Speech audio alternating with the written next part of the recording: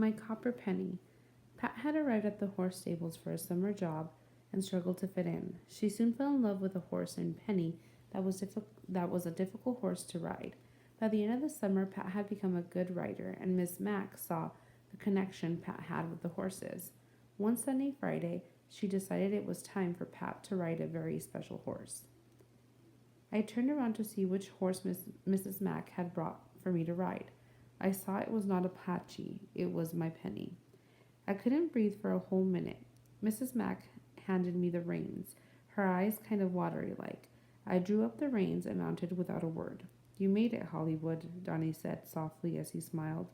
Nancy nodded and gave a thumbs up. I felt my heart connect with Penny's. Her body quivered. She waited for a signal from me to tell her what to do. I touched her sides with my knees. Penny responded, almost jumping out from under me. I reined her in quickly. My heels were down, my tail tucked under, the reins light in my fingers. I remembered everything I'd been taught. It was second nature now. Take her in the corral for a few turns before you head out, Pat. Mrs. Mack called to me. She sat on the fence rails and watched Penny and me intensely. Penny seemed like part of me. She moved as I moved. Her thoughts were mine. We moved like dancers or ice skaters together. I felt elegant and graceful on her. When I pulled up in front of Mrs. Mack, my mouth formed the words, "Thank you, thank you." Mrs. Mack opened the gate and waved us toward the trail. We trotted through the gate, then we paused. Penny reared and threw my hand over my head like a cowboy. My heart was singing. Just then, a leaf flew across the road in front of us, a single leaf. Penny stopped so suddenly that she leapt to the left. I lost my balance and fell from her back, hard to the ground. I held onto the reins and she dragged me for a few feet. I fought back tears and the feeling of disappointment and terror. When Penny finally stopped, I slowly stood up, dazed. My back hurt. Everyone watched me. I started to lead Penny back to the stables when I heard Miss Mack shout, "No, Pat, get back on the mare. Get on now." I couldn't. I was suddenly afraid of Penny, afraid of her. "Get back on, Pat," Mrs. Mack coaxed. My tailbone was hurt so much that I could hardly walk, but I knew that Mrs. Mack was right. I had to get back on her.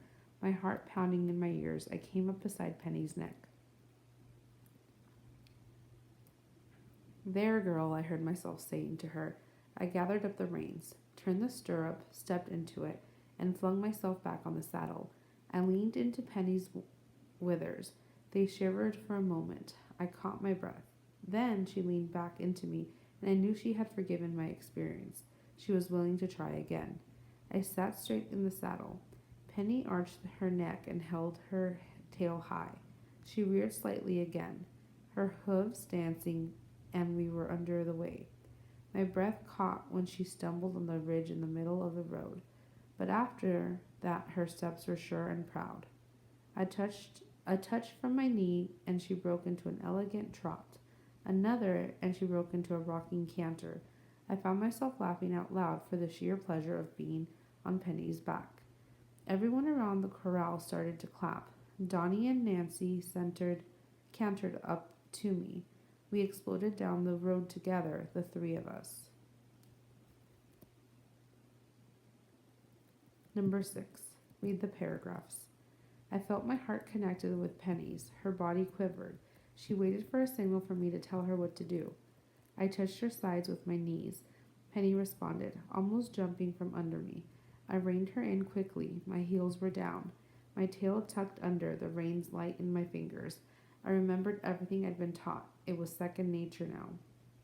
"Take her in the corral for a few turns before you head out, Pat," Mrs. Mack called to me. She sat on the fence rails and watched Penny and me intently. How is Pat feeling in these paragraphs? A. Excited. B. Angry. C. Nervous. D. Calm. Number 7. Which word best describes Mrs. Mack?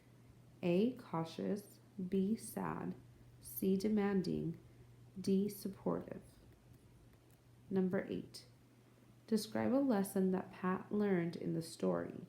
Use at least 2 details from the story to explain your response.